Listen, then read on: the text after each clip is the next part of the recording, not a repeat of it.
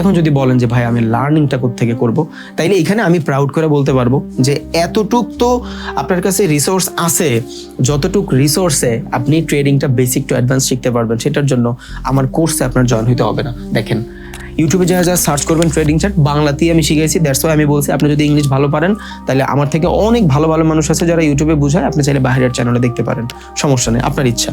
But বাংলাতে basic to advance আমি শিখাই, অ্যান্ড যেখানে আপনি প্রফিট লসের কোনো হিসাব বুঝেন না, লার্নিং এর হিসাব বুঝেন।